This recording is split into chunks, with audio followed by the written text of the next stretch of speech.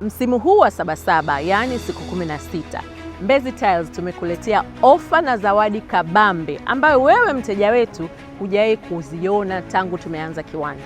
Moja, tuna punguzo la bei la 50% kwa ajili ya maintenance ya paa yako wewe mteja wa Dar es Salaam ambao umeezeka na vigae vya Mbezi Tiles.